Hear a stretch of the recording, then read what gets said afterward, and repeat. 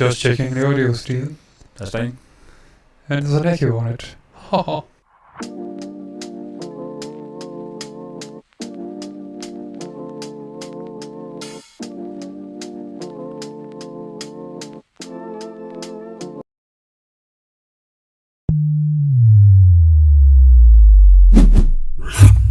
Little square I see. How been? Gee whiz, it's awfully warm, isn't it? Hello and welcome on into this Wednesday's edition of Movie News here at MBE. We'd just like to thank you once again for joining us here on our YouTube channel and of course our Twitch stream. I'm one of your co-hosts, Stephen John McLaughlin, and our other co-host, sitting to my right, your left, it's John C. Walsh. How are you doing, John? Warm. Yeah, this is very stuffy. And ultimately hugely disappointed that I was unable to make a strawberry milkshake. John, I thought you were going to say you were going to be very disappointed that you've not managed to maintain your Yul Brynner complexion from last year. Oh, I mean, my Yul Brynner, I've got the head now. It's still coming. I've got the head now. I have actually got a bit of a Yul Brynner complexion starting to take hold. You can't really see it here, but I'm pretty fucking tanned. I've got a decent tan. I'm not as bronze as you, but there's still time. The best me yet. That's John, that's it. I don't think summer has started yet. Kind of hoping it does soon. August. We're running out of time. August, it will come in August. Yeah, that's it. They call that an Indian summer apparently here, don't they? Yes. Strangely, but they don't know wish. why. But there was a girl down in England speaking about the heat down there, 40 degrees. Yeah. She was from India. She says it's like back home in India. Wow. I'm like, wow. 40 degrees, Those dogs out on the beach in Chennai. I don't think we've seen that kind of heat since 1976, John. The year I was born. The warmest summer in about 90 years. I've never seen that heat. Probably 95. 95 was incredibly warm. I remember it because I was in a warehouse baking. Oh, I remember it fondly. Yeah. I was but 5-6 years of age. I was 6. And just a fantastic summer. Went for months. Yeah, it did. Fantastic days. It went right into the end of September, I Those think. were the days of our lives. We'll never see them again, but anyway, let's change the subject before we depress ourselves any further. As you can see from the thumbnail and our headline, we're talking about the film Nope. Yep, that's what it's called. Nope. Not Yip. Nope. And this is obviously the Jordan Peele film, John. We reacted to the trailer earlier on this year. Yes. A very eerie trailer, very good trailer as well. We very much enjoyed it. The film's coming out very shortly, next month I think it is. Yes. And this is coming in from Screen Rant. New Nope movie. Stephen Yeun's character details revealed by Star. Headline is terrible. Warren Elliott. What the fuck have you done with that headline, my friend? I had to reword that for the show. I thought I was reading it wrong there, John, but that's what it says. It's that bad that literally. Yeah, put that. Yeah. New Nope details reveal Stephen Yeun's character. How hard is it? Even that was just a touch backwards. I think it's the title of the film as well. It just sounds weird as well when you say it, put it into a sentence. But yeah, Oscar-nominated actor Stephen Yeun reveals details about his character in the upcoming horror film Nope, written and directed by Jordan Peele. Now, I'll just read a little bit about this. As I said, this is coming from Screen Rant, and it's in an interview. Kimmel. Yes, on Jimmy Kimmel Live. Big JK. Yeun revealed that what details he can about the character, choosing his words carefully to keep the film's secrecy in place. Yeun explains that his character Dupe Park is a former child star and currently runs a theme park centred around the film that made him famous as a child. He doesn't explain how the character plays into the story or themes, but this role potentially will play into the surreal dark humour that runs under Peele's movies. And this is what he had to say. He said, "I can say I play a character named Ricky Duke Park, who's a former child star, and he owns his own theme park that is closely associated to the movie he was a part of that blew him up as a child." That's quite sad, really isn't it? All I can say. John, that sounds like one of those things that directors do when they're bringing in an actor, and the actor wants to know more about obviously what the film's about before he sees a script. They give them that kind of backstory. I think perhaps maybe J.J. Abrams did it with Adam Driver. He gave him a couple of clues of where his character was going, just so he could focus on that for his performance. Did it with Alan Rickman as well. J.K. Rowling gave him just one word always. Yeah. He went and put the feelers out and asked for something, just a tiny little detail that could imbue his performance as the great Severus Snape in the Harry Potter franchise, and she said always.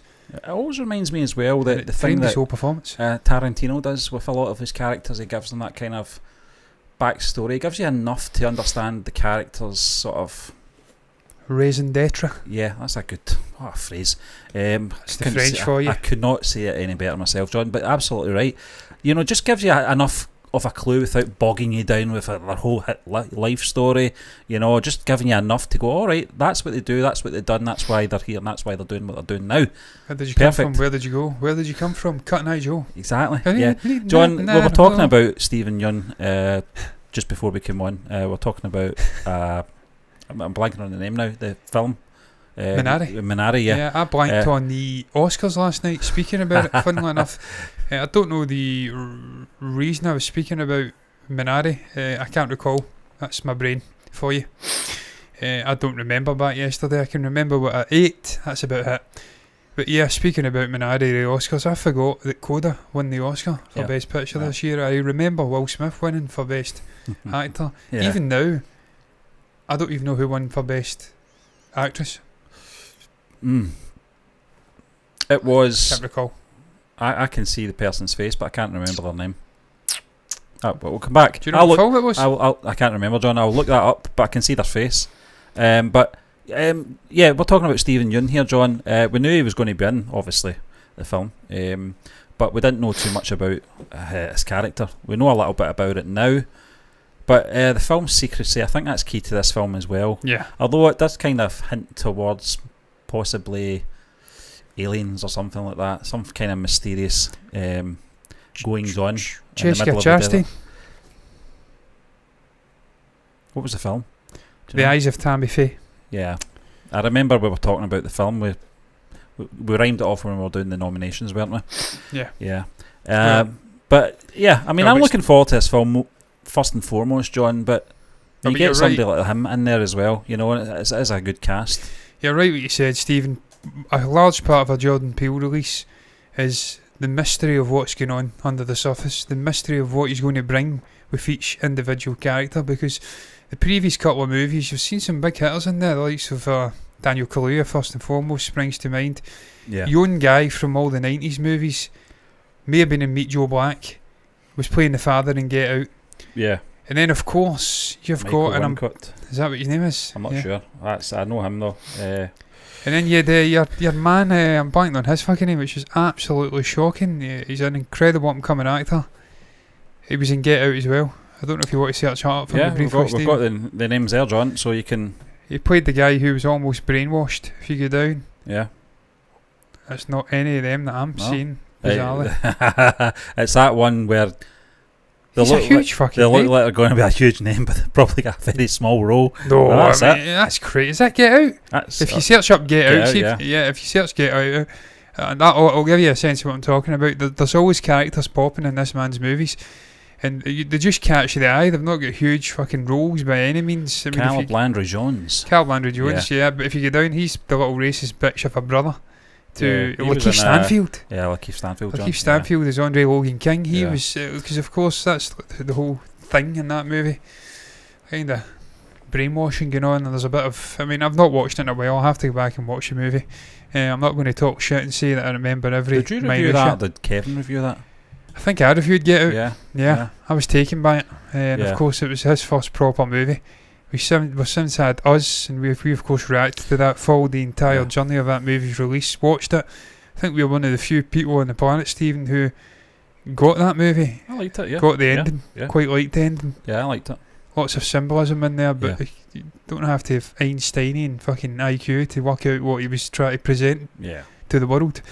And again, that's part of the reason of the secrecy surrounding this guy's movies. It's not like a Marvel movie or a Star Wars movie where it's maybe, I don't know, something relating to 40 years of legacy or something relating to 70 years of comic book stories they're trying to keep under wraps.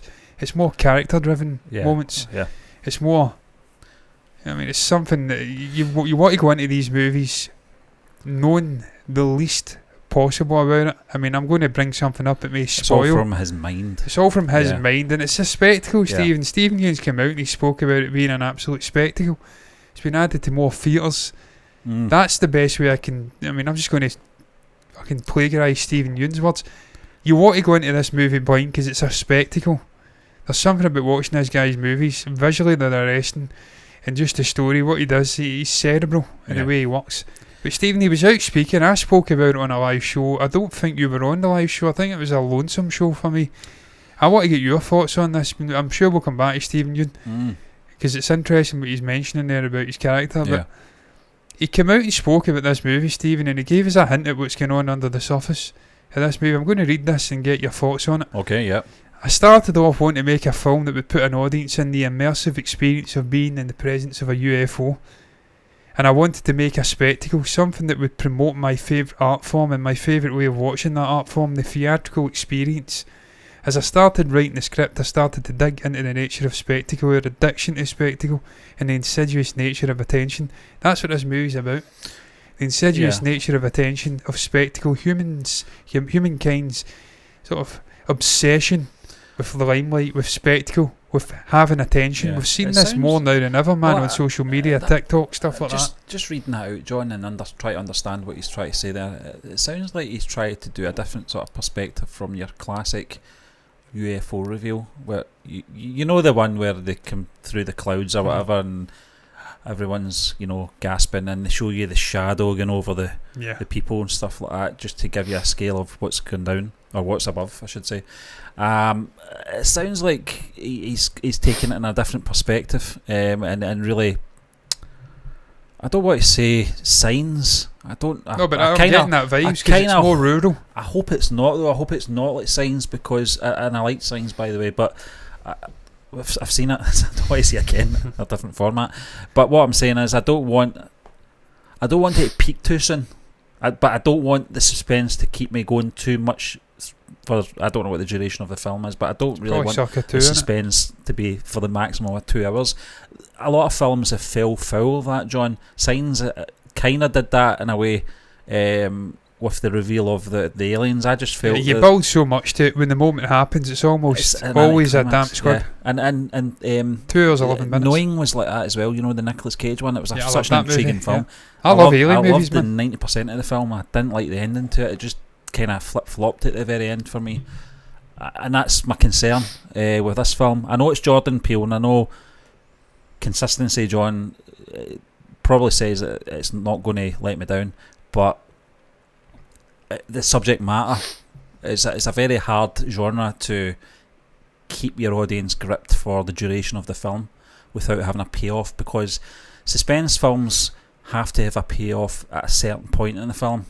Can't be too early and it can't be too late, and that's I don't know where he's going to take that, but it's very intriguing that he's wanting to have that immersive experience, giving the audience that immersive experience, the whole spectacle and how they do that.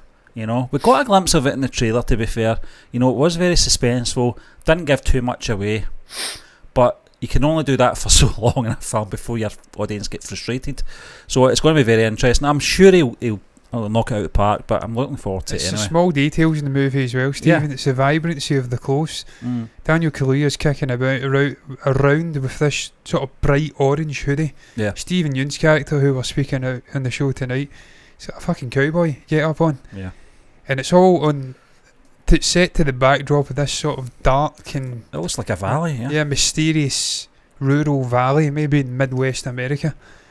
And look, having been obsessed with this kind of shit over the years, Skinwalker Ranch and stuff like that, which is set in the sort of middle part. I don't actually know exactly where it is off the top of my head just now, but it's middle America anyway, sort of Native American reserve, is that what you call it? I don't know. There's some weird shit goes on. It says inland California, so it's in Australia.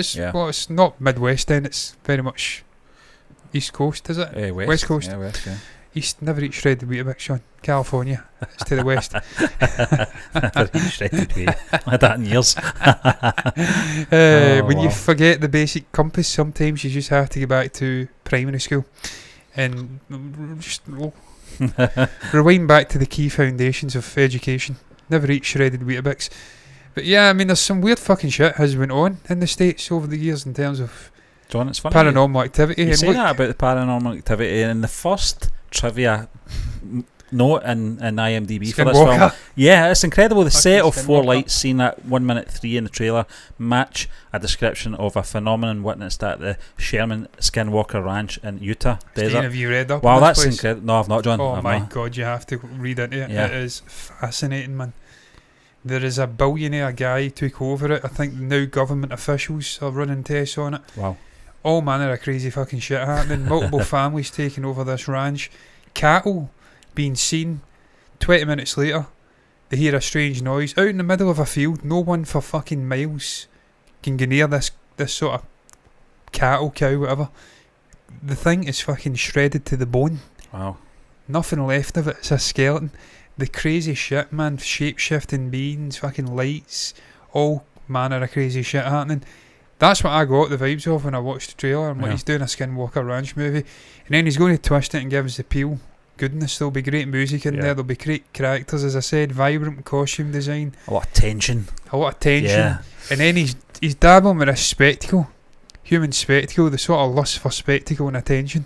Which is something that's been intertwined with human society for millennia now.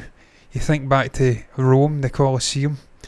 You think back to all the crazy shit that humans have got up to over the years. The sort of fucking, what do you call them? Lancers, the Cavalier, is that what they were called? The sort of knights hitting each other with the huge, I don't know what you call them. Poles, things, yeah. Lances or something. Yeah.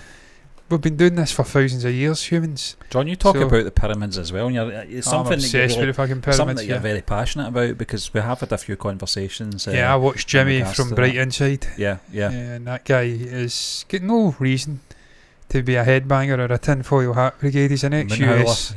He's an ex-US fucking officer in the army. Very smart guy. And he's just giving us an alternative look at history and telling us, look, anybody who's got brains will not close themselves off to everything or potential. There's always mystery. We don't know what's going on even in the oceans and stuff like that on Earth, so there's always mystery to be unearthed, and we cannot possibly say with any degree of certainty what happened 10,000 years ago, because no one was fucking there, and there's been enough cataclysms. So look, I'm just obsessed with all this shit. I love it, man. The potential for something going on, paranormal, maybe extraterrestrial. I just love that John, that genre. This is one of the other notes when you talk about extraterrestrial. After the release of the film's trailer and the Super Bowl commercial, viewers began theorising that the film may involve an alien invasion, believing the title to be an acronym for Not of Planet Earth. Yeah. Despite the plot still being kept under wraps. I think this it is time. Not of Planet Earth. That makes sense, doesn't it? Because nope is it's one of those words that mostly kids use, isn't it? Nope. You know, and it's a strange title, but I think it is an acronym for that. I mean, you've got horses levitating, Stephen, in the air, and the posters. The posters have been incredible. Incidentally, I was looking at Yeun. I also used the cutout of him for the thumbnail. It was from the poster. Just the backdrop of this dark, bluish valley, the creepy bunting in the air, the cloud that's shaped like a UFO, all the characters popping. The fact that Nope is actually no lowercase. It's all capitalised, isn't it? That's an acronym to me. That's usually what it does, though, isn't it? I'm thinking back to Get Out. That, I'm pretty sure was capitalised. Us was capitalised. I loved that fucking logo. I think it was like scissors. That's right, yeah.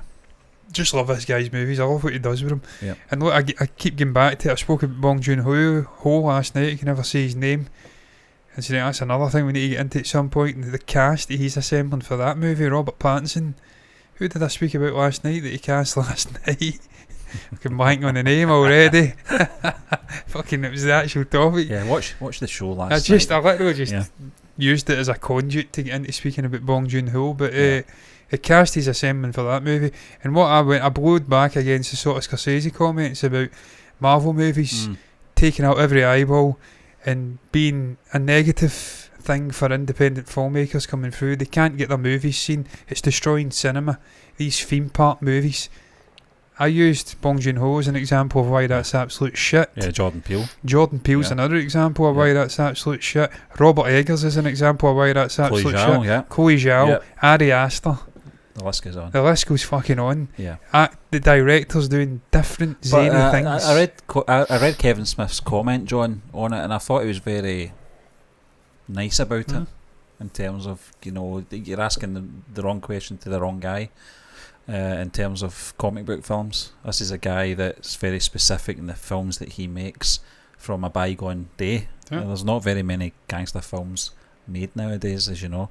When you're asking someone like him, you're only going to get the not the wrong answer, but you're going to get the answer that you don't want to hear. Yeah, exactly. I don't know why they do it. I don't know why they it's a ask these stupid people. thing. Yeah, It's almost like Lewis Hamilton the other week with the whole racial thing. yeah, yeah. Well, why And bring you it get up? Bernie Ecclestone Yeah. getting interviewed. He says, why are we continuing to give these people voices? Yeah, And look, I don't mean that in a bad way. Scorsese will always have a voice when it comes to film. The guy's a legendary filmmaker, but he sticks to what he knows. He's You got don't- no you- interest, he's yeah. got no interest in Yeah. Marvel movies. Don't ask him about Marvel movies. You don't need that voice.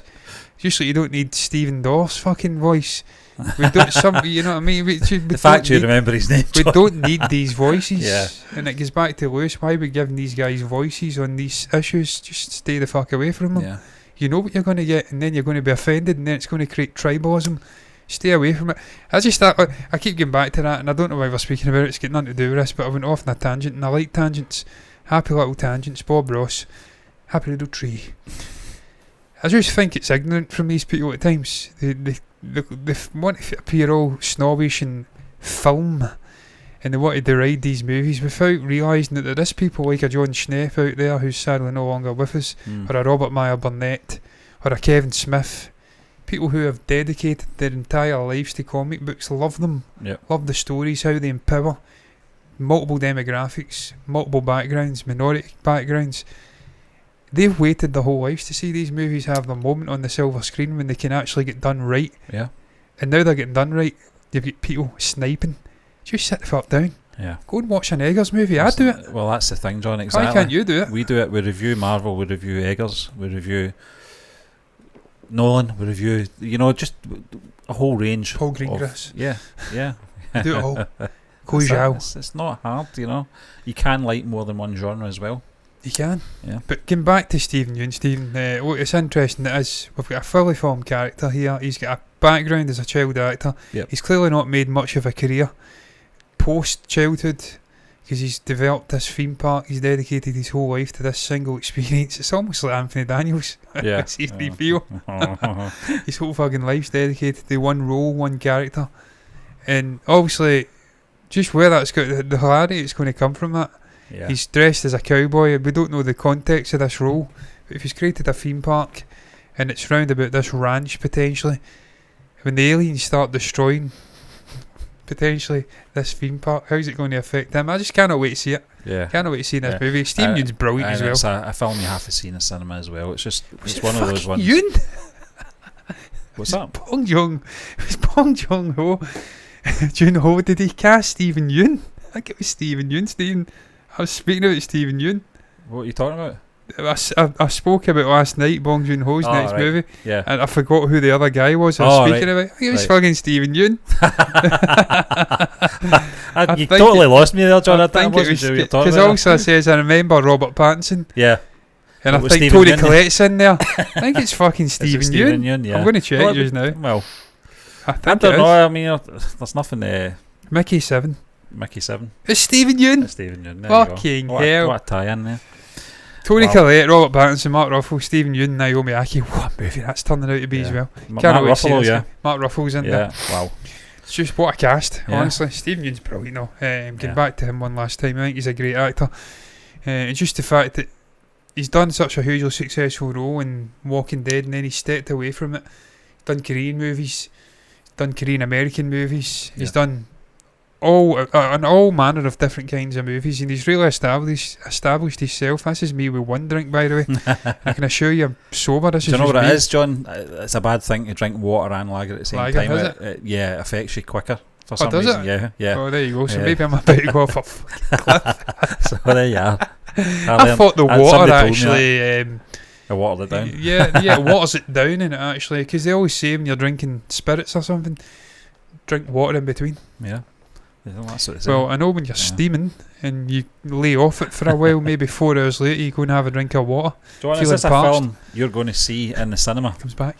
Yeah, I want to go and see this in the cinema, absolutely. Yeah, 100%. Yeah, I think we're Yeah. going to review it as well, I think. Yeah, we do. We need to review it Yeah. and watch this movie in a theatre, Stephen. Probably IMAX if I can get to IMAX. I've not been Yeah. in IMAX in a long time. This feels like a movie that we should watch in IMAX. John, yeah, there's something about these type of films, these suspenseful films, that are just really amazing in a theatre. You talked about Signs. I went there and saw it in 2003, I think it was, in the cinema, and it just gave this sort of eerie feel across the theatre, which was an amazing experience, and I can imagine this is going to be very similar in that sense. Final thing I'll say, Stephen, Jordan Peele, I think a man who made his name in comedy. I want to say Michael Keegan-Key. Yeah, yeah. Is that what his name is? Michael? I think it's Michael Keegan-Key. I think he was a sort of duo with him. Started in comedy, made the transition over to horror. Yep. And obviously thought-provoking cerebral horror. So that's something that's been seen time and time again. They sort of start in the comedic roots and they really develop into something special as a filmmaker. So I may be talking shit here, by the way. No, I think I'm right though. Yeah, and he's done a lot of voice work as well as an actor. Yeah. On a lot of like Bob Burgers and stuff like that, and he's done a lot previous, animated stuff and all that. So like, funny stuff, He knows how to do horror. That's what I'm saying. And as you just said, everything you said there, horror should be experienced in a theatre. It just adds another level. There you go. He was the voice of Bunny. Yeah. Toy Story 4. Toy Story 4. Yeah. I wasn't a huge fan of Toy Story 4. Mind, I just felt that was an unnecessary movie. Just no need for it. Free was so good. Yep. Just end on that. It's a trilogy. It felt right to me. But that's Hollywood for you. They just want to keep getting back and mining from, well, the mine. Yeah. Funnily enough. And you get ever diminishing returns. But yeah, he knows how to do horror. Horror should be experienced in a theatre. I'm never going to be scared by a horror movie, sadly. I am 33 years of age. It's not going to happen. I'm no longer 5-6 years old where everything scares you shitless. It's not going to happen, but the closest you can get is sitting in a darkened theatre. You may get a little jump. And then I think just the unease, John, is the best you can get out of a film when you're sort of conditioned to horror. I think if you can get that uncomfortable feeling, from the audience, then I think you've succeeded. I'm still on that crusade to be scared by a horror movie in my adult years. Yeah. It's not going to happen, no, sadly. So. There's just nothing, man. I mean, the real life is the true horror. Yeah. The things I read on a daily basis is things horror. You watch, yeah. The things I've seen cannot be unseen. Thank you, George Galloway, you fuck.